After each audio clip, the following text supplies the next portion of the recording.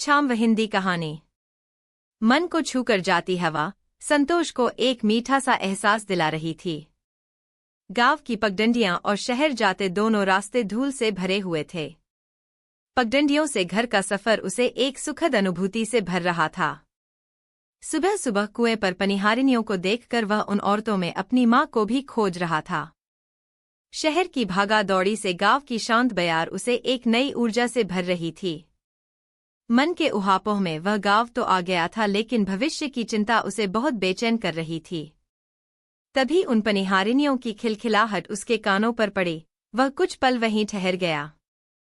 तभी अचानक उसकी नज़र निम्मो पर पड़ी। निम्मो भी शहरी बाबू को देख ठिठक गई।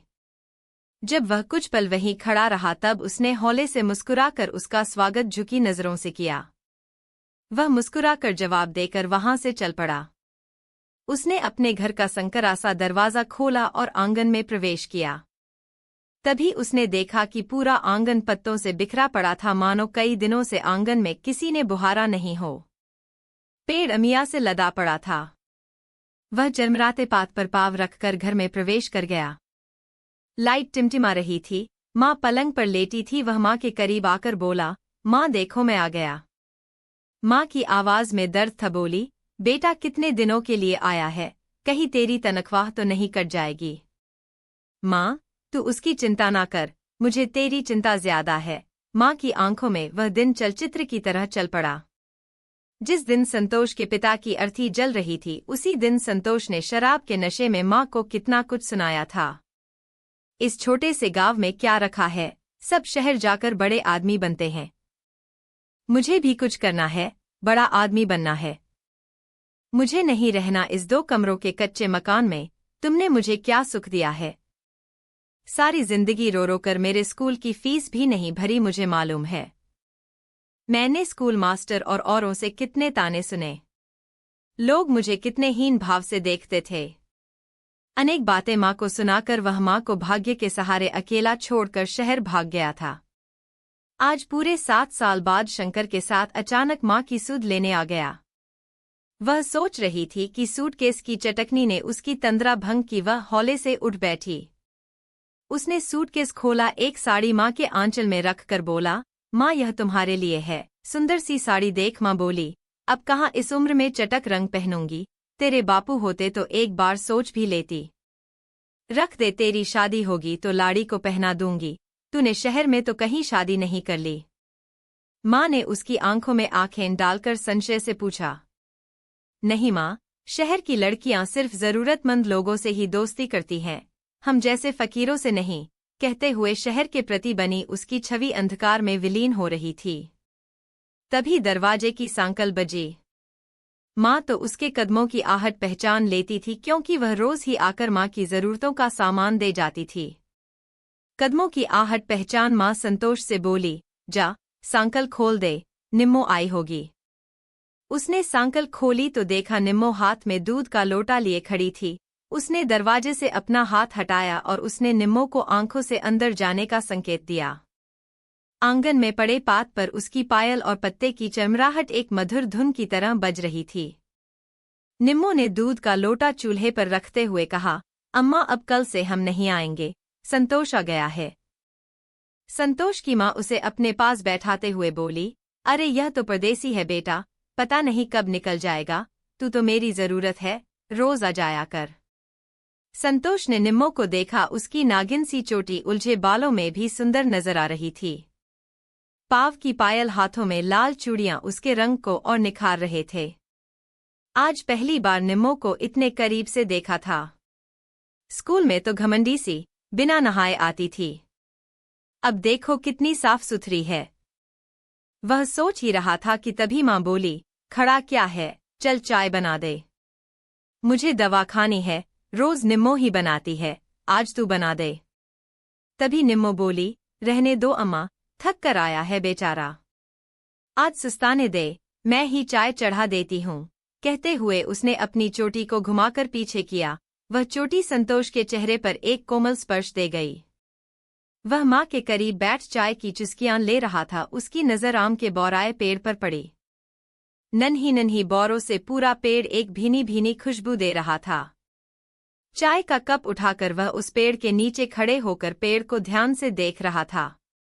तभी पायल और चूड़ियों की मिलीजुली आवाज उसको अपने पीछे महसूस हुई। पीछे से आकर निम्मो बोली, देख संतोष, तू इस पेड़ पर नजर मत डाल, मैं इसे बेचने नहीं दूंगी, इतना पुराना पेड़ है, इस बार भर कर आम देगा। 7 सालों से गांव के लोगों की नीयत इस पेड़ पर लगी है।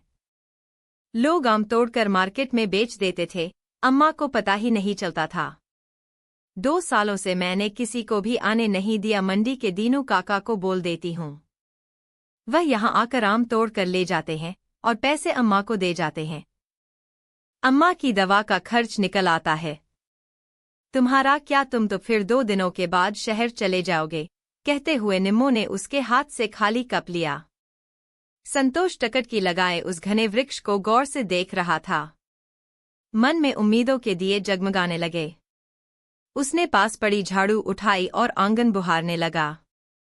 निम्मो विस्मयी नेत्रों से उसे देखने लगी। शहरी बाबू के हाथों में झाड़ू देख वह खिलखिला उठी। उसकी खिलखिलाहट संतोष को रोमांचित कर रही थी। माँ अंदर खाट से दोनों को देखकर बोली, यह क्या हंसी ठट्टा लगा रखा है, सुबह सुबह कुछ काम नहीं है क्या? निम्मो, इतनी देर तो तू कभी रुकती नहीं है। अचानक इन शब्दों को सुनते ही निम्मो शर्माकर सकुचाती हुई घर के बाहर निकल गई। संतोष उसकी मटकती चोटी को दूर तक जाते देख रहा था। वह अम्मा के करीब आकर उसकी गोद में सिर रखकर गहरी सांस लेकर बोला, अम्मा, क्या तुम्हें मेरा यहाँ आना अच्छा नहीं लगा? अम्मा उसके सिर पर हाथ फेरते हुए बोली, कौन सी माँ ऐसी होगी जिसे अपने बेटे का करीब आना अच्छा ना लगे? बीमारी में एक निम्मो ही है जो आकर दूध दे जाती और थोड़ा बहुत काम भी कर देती है। तू परेशान ना हो अम्मा, अपना और तेरा काम हम कर लिया करेंगे, कहते हुए उसने पास पड़ी झाड़ू उठाई और कमरा झाड़ने लगा। उसने आंगन के चबूतरे पर पड़े पत्तों के ढेर को देखा। उसने सारे पत्ते इकट्ठे किए, उन्हें बाहर फेंका और नहा धोकर तैयार हो गया। तभी सांकल बजी। सामने निम्मो हाथ में टिफिन लिए खड़ी थी। उसने सोचा नहीं था कि कुछ ऐसा भी देखने को मिलेगा। संतोष उसे देखा, बोला, अब हम आ गए हैं, तुम्हें अब अम्मा की चिंता करने की कोई जरूरत नहीं। निम्मो की आंखें नम होने लगी, वह मुड़कर वापस जाने लगी। तभी अम्मा की आवाज उसके कानों पर पड़ी, काहे उसके पीछे पड़त है, वह मेरी सुख दुख की साथी है। निम्मो, तू इसकी बेफिजूल की बातों पर ध्यान ना ही दे। उसने चूल्हे की खिचड़ी उतारकर वहीं पास के आले में रखी, थाली कटोरी निकाली और अम्मा और संतोष की थाली लगाने लगी। तुम भी जीम लो हमारे साथ आज, संतोष ने पास रखी चौकी पर बैठते हुए कहा। निम्मो जब 7 साल की थी तभी उसकी अम्मा गुजर गई थी। सारे घर की जिम्मेदारियों को निम्मो ने संभाल ली थी। संतोष की अम्मा से ही माँ का दुलार मिलता रहा। तब से ही इस घर से उसका लगाव बन गया था। तब से लेकर आज तक दोहरी जिम्मेदारियां निभा रही थी। जिसने माँ का दुलार दिया उसके प्रति भी तो कोई जिम्मेदारी होती है, वही पूरा कर रही हूँ।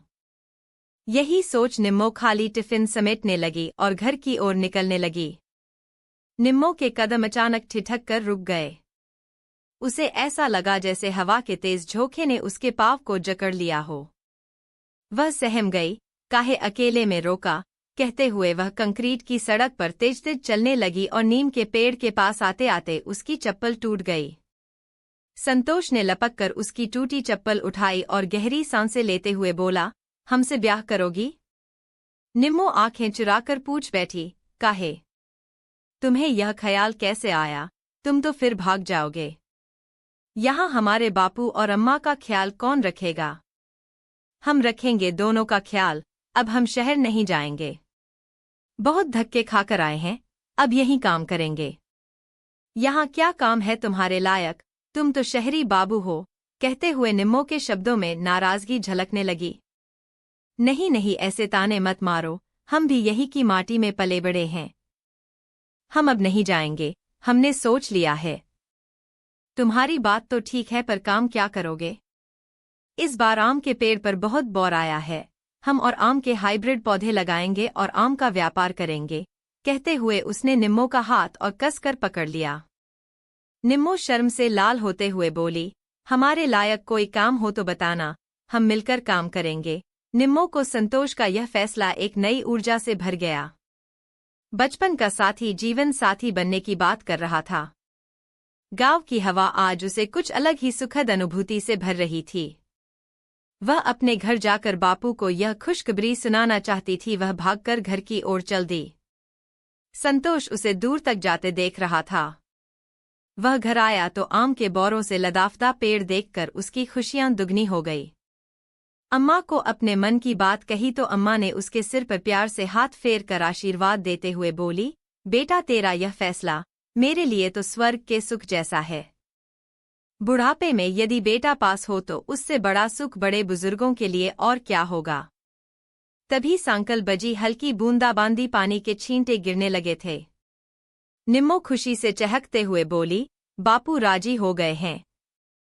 कहानी की लेखिका वंदना पुनतांबेकर।